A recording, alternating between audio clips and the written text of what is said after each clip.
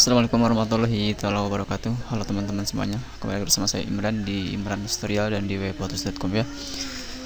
Oke, selamat pagi dan salam sukses untuk semua member Vivat Online di e-training-adsense.com ataupun di grup e-training AdSense atau juga grup teman saya ya, Padepokan AdSense, Edge Tool dan lain sebagainya ya. Intinya salam sukses untuk semua blogger maupun pebisnis online khususnya yang ada di Indonesia ya.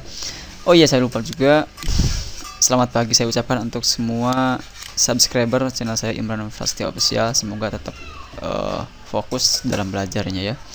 Oke, sekarang saya akan kembali membahas mengenai keyword, dan ini saya kira merupakan sebuah pembahasan yang cukup mendasar dalam hal pembuatan blog ya. Yang akan saya bahas kali ini yaitu tentang alasan kenapa sih kita harus riset keyword terlebih dahulu sebelum membuat blog, baik itu di Blogger ataupun di WordPress ya, seperti itu. Oke, silakan teman-teman, mungkin kalau perlu siapkan catatannya silahkan siapkan, atau kalau mau nyimak juga silahkan, nggak apa-apa ya. Nah, di sini kenapa sih kita harus riset keyword terlebih dahulu untuk membuat blog? Alasannya sangat simpel sekali teman-teman ya, yaitu agar nanti hasilnya maksimal. Karena di sini kita tidak perlu banyak traffic, yang penting hasilnya lumayan ya. Dan ini mungkin merupakan sebuah kelebihan dari teman-teman atau mereka-mereka yang menggunakan riset terlebih dahulu sebelum membuat postingan ya. Nah, riset keyword yang saya maksud di sini adalah riset keyword yang benar-benar potensial ya, baik itu dari segi pencarinya. Oke, sekalian saya kasih catatan kecil aja ya. Jadi riset keyword ini diperlukan karena agar nanti kita bisa mendapatkan keyword yang volumenya itu ya sangat potensial juga ya. Volumenya besar. Volume di sini maksudnya adalah pencari untuk keyword yang kita akan ambil ya. Itu kita bisa ketahui kalau kita melakukan riset terlebih dahulu. Untuk risetnya kita bisa menggunakan tools yang gratisan seperti misalkan GKP ya, Google Keyword Planner, ataupun juga kita bisa menggunakan atau mengoptimalkan fitur dari Google yaitu Google Trend. Namun untuk Google Trend bukan untuk mencari keyword ya, tapi itu lebih tepatnya untuk mencari niche untuk blog yang akan kita buat. Oke, yang kedua, untuk keyword sendiri selain kita menggunakan tools yang gratisan, kita juga bisa menggunakan tools berbayar. Contohnya misalkan Edge Keyword ya. Tool Edge Keyword ini sangat rekomend untuk teman-teman yang nanti akan fokus di bidang blog yang targetnya itu bule ya, bukan lokal. Karena untuk lokal sendiri Edge Keyword saat ini saya kira masih belum optimal. Oke, yang kedua, kenapa kita harus riset keyword juga, yaitu agar nanti kita bisa mendapatkan keyword yang CPC-nya besar ya. CPC-nya besar. Apa itu CPC? CPC itu cost per click ya, atau kita bisa artikan sebagai bayaran per klik iklan. Jadi kalau misalkan orang mengklik iklan yang ada di website kita, nah itu nilainya atau nominalnya itu sesuai dengan CPC dari iklan yang muncul. Oke, dari iklan yang muncul, CPC besar. Terus yang ketiga juga, kalau kita riset keyword itu kita bisa mendapatkan keyword yang saingannya kecil. Saingan di sini saingan di antara blogger-blogger yang menggunakan keyword yang sama. Nah, untuk mengecek saingannya itu kita bisa menggunakan all in title, dan itu sudah disetting di software Edge Keyword ya, software yang berbayar itu. Jadi saingan ya, atau kompetisi lah. Kompetisi.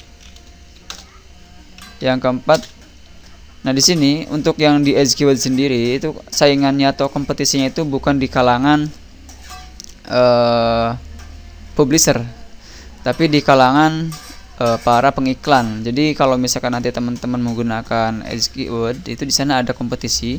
Nah, nilai yang tertera di sana itu bukan saingan kita, tapi saingan di antara pengiklan. Jadi kita bisa memilih yang lebih besar, lebih bagus untuk saingan yang ada di tools Edge Keyword-nya.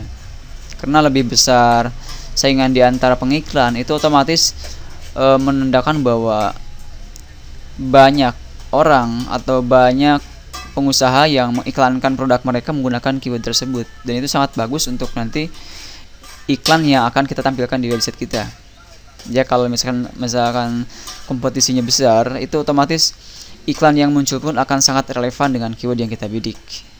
Contoh misalkan gini, keyword yang kita bidik itu adalah tentang apa ya, mobilio misalkan ya, mobilio atau mobil Honda juga boleh.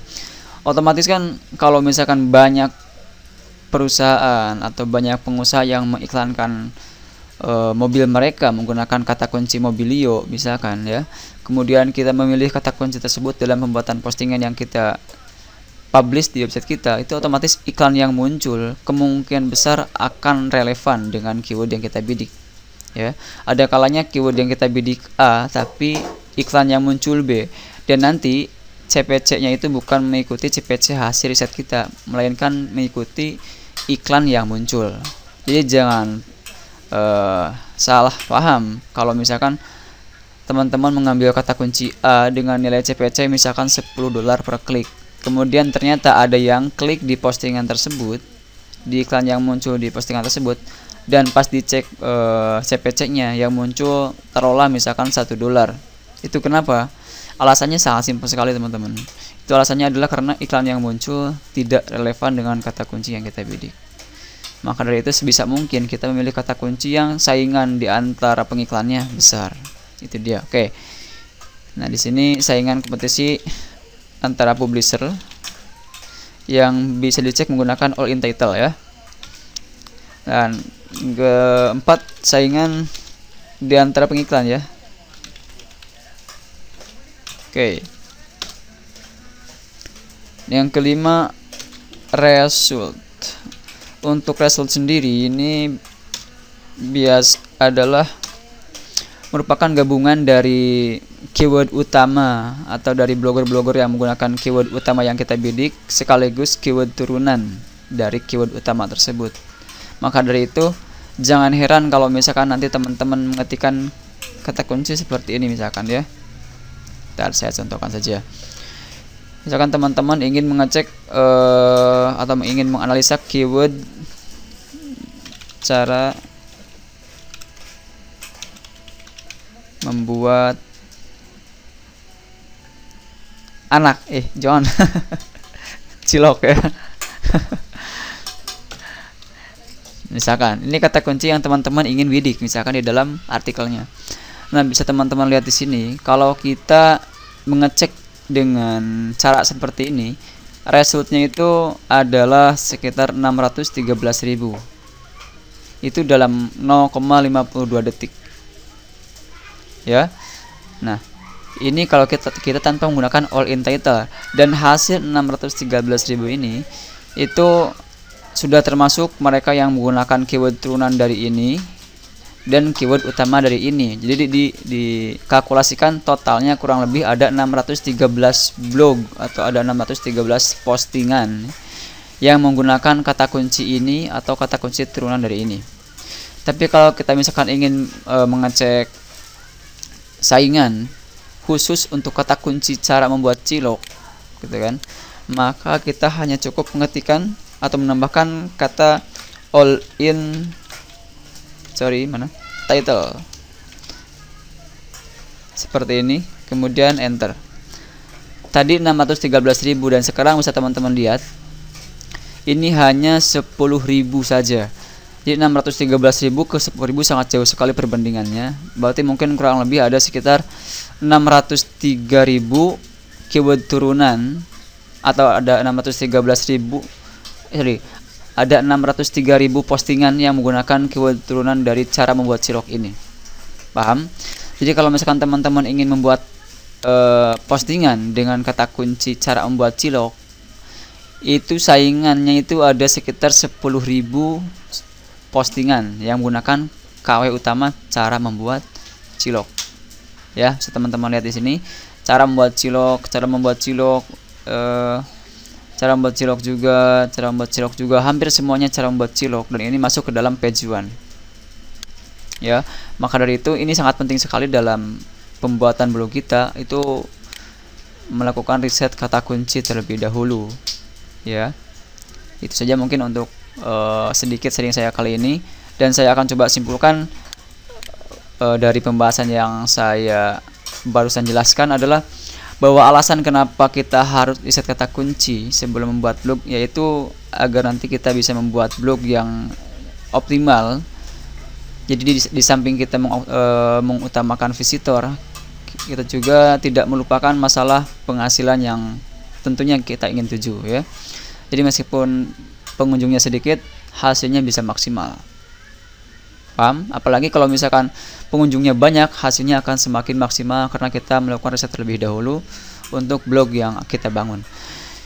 Nah, itu mungkin untuk sharing saya kali ini cukup sekian. Kalau misalkan teman-teman masih bingung dengan apa yang saya jelaskan, nanti teman-teman bisa bertanya pada kolom komentar yang tersedia saja ya, atau bisa langsung bertanya di grup @training AdSense, dan juga bisa melalui WhatsApp kalau misalkan teman-teman ikut di privat online yang saya adakan ya. Saya adakan di trainingAdsense.com. Itu privat online yang saya buat. Itu khusus untuk pemula saja.